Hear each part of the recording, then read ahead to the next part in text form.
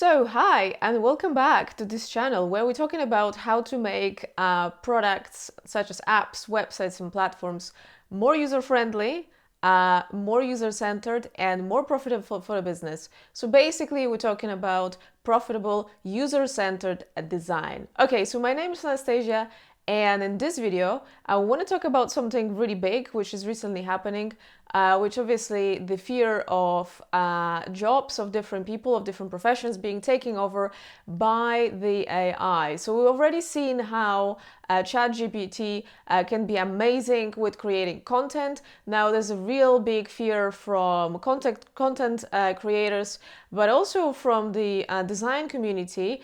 There's a big fear of at some point this technology can take our jobs. So let's have a look at some kind of angles of this problem and this question, and let's together kind of come to conclusion whether anytime soon our jobs are going to be taken over by AI, or if you're just starting your career in UX, you might be thinking maybe it's not worth doing it, or if you're trying to get a better pay or get a position in UX, you also might be worried about it. And also, if you're a business, you might be thinking, hey, maybe it's time to invest in AI and replace all this annoying UX designers that we work with, because I know UX designers can be annoying, they can be critical, but this is part of the job. So let's get into it. Okay, so point number one.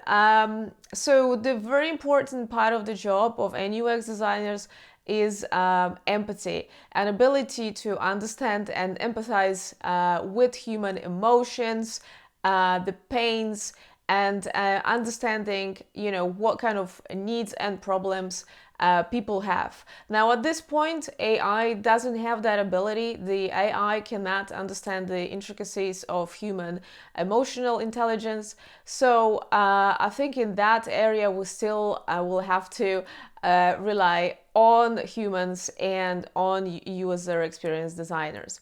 Now, point number two is pretty big as well, because part of the UX job is being quite creative.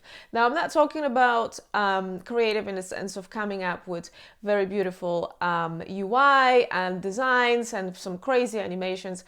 I'm talking about creativity in the way of resolving problems for the users using interface. Okay, so you sometimes kind of have to be creative, especially if you're working in greenfield project. You have to think about how the interface in this particular context could be the most useful for your users, and that requires a lot of out-of-the-box thinking, which at this point AI doesn't have. AI doesn't really come up with really creative or original or unique ideas.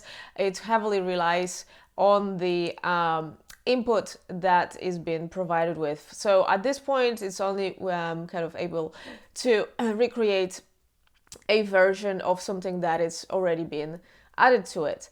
Now, point number three is pretty big as well from my perspective, is actual lack of culture, context, and awareness. So AI is not capable of understanding cultural differences, and this could be not just cultural but also contextual differences. Okay, so, and this could be quite big.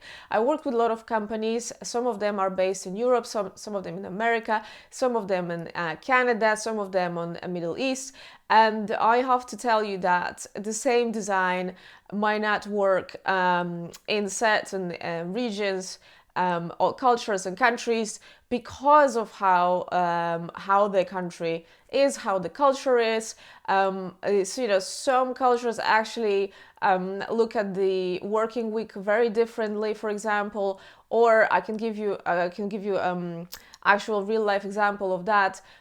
So, for instance.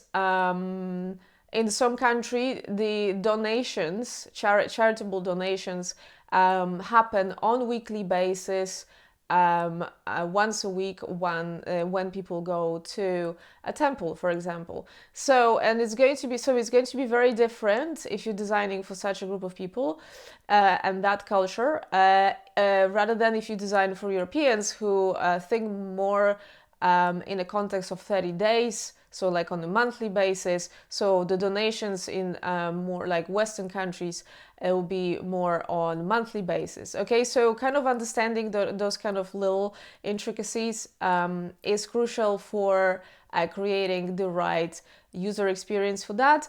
And also, so like I said, AI is not able to do that, at least at this point. Okay, so another big point is AI heavily relies on already kind of pre-existing data. So whatever was kind of entered already into AI, so it only can generate, designs based on provided information, based on already knowledge that they have, and they're not really able to take constantly into account new requirements of the project. I mean, I don't know if you ever work on a project where you were provided requirements and you worked on it and they never change and everything stays the same and everybody's happy as things are. Every project that I work on, usually requirements change as we go, also because user experience design process, especially user-centered design process, is very iterative. And if you take into account changing requirements or changing kind of input from the users, at the same time as changing requirements for the business, because for example they're talking to some investors and there are different requirements and you constantly have to marry up those two workflows. This is a very you have to be very flexible and very adaptable and able to kind of combine those two together. Now, AI is not really as flexible at this point, so that also will mean that AI would not be able to work with such a constantly changing environment.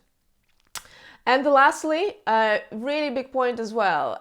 So I don't know how you guys work on the projects, but in general, when I work with a lot of clients, especially with the really big clients, if they international financial institutions and so on and so on, it's very important to be able to really well communicate your design decisions. Okay, so you're gonna be sort of criticized and questions right, left, and center, not just by the client but also other stakeholders, project managers, developers, and so on. So you have to be really aware of why you made some decisions, like why this form works like this, why we dropped some things, why we added some things. And it needs to make sense and it needs to be based on your previous knowledge, on some research, testing, and so on. So AI is not able to communicate very clearly its design decisions. It can only take into account some data, then do some processing and spit out designs required, kind of designs based on requirements. However, as you go along with the project, things may change and you might need to tweak your designs quite a lot now, and you'll be questioned like why things look certain or work certain way. Now, AI obviously, at least at this stage, is not able to explain the design decision. So just taking those couple of things into account, such as lack of empathy, lack of creativity, lack of understanding of context and kind of culture awareness, dependence on pre-existing data, and also inability to communicate creative decisions. Those are main points that I would say would mean that AI cannot take over UX designer's job anytime soon. Now, that doesn't mean that we cannot use this amazing technology to enrich our jobs and sort of help us automate some of the things. So, I'll be checking out in the next couple of months how we can integrate chatbots or even ChatGPT to help with some of the tasks. Of course, in terms of full automations of the task, we're nowhere near. I checked out lots of different websites that sort of provide automated, for example, UX review or audit of your website. I haven't seen yet anything that is better than actual user touch and kind of working directly with users, such as every user-centered designer would be doing. I haven't seen yet anything that is better than working with actual user experience professional. But I'm sure it's going to be changing very quickly, so let's keep an eye on that. And I hope you enjoyed this content. If you have any questions or you would like to disagree, please comment below. Otherwise, please like this video, subscribe to this channel. We'll really appreciate this, and I will see you in the next video. Bye.